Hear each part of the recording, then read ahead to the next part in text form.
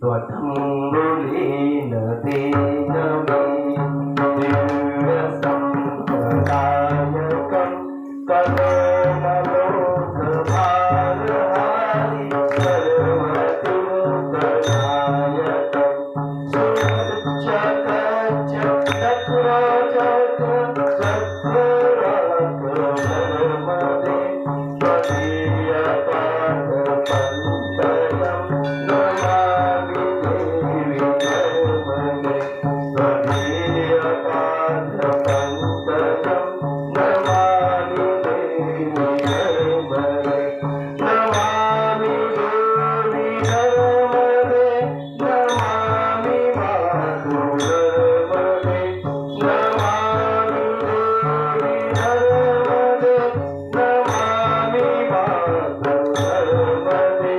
त्वदीयपादपङ्कजं नमामि देवि नर्मदा मैया की जटाशंकरे भगवान की पार्वती पते हर माँ नर्मदा भगवान शिवजींची पुत्री आहे.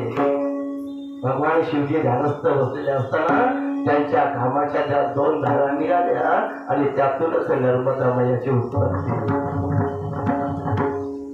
तीन विशेष वर प्रदान करून घेतले आहेत.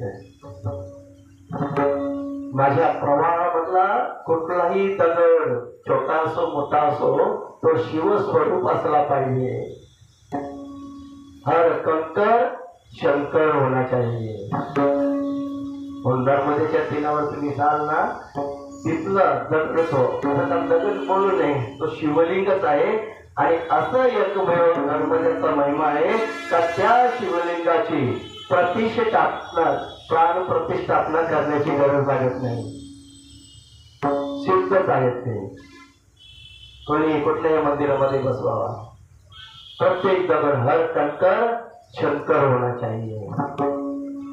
आपल्या जगतातल्या नद्या सुकल्या तरी माझं पात्र सुकलं नाही पाहिजे. मैयाचं पात्र कधीच सुकत नाही. रामकृष्ण या बाजूला आता सगळ्या नद्या उत्तर दक्षिण वाहतील. मी पूर्व पश्चिम वाहणार आहे. त्यामुळं सगळ्या नद्या मी सतत साधनेमध्ये तपश्चर्येमध्ये असल्यामुळं त्या मला कुठे ना कुठे भेटायला आले पाहिजे. अख्ख्या भारतातील सगळ्या नद्या नर्मदा मैयाला संगमाच्या रूपाने भेटतात. महाराज वेळ नाही असं थोडक्यात सांगितलं.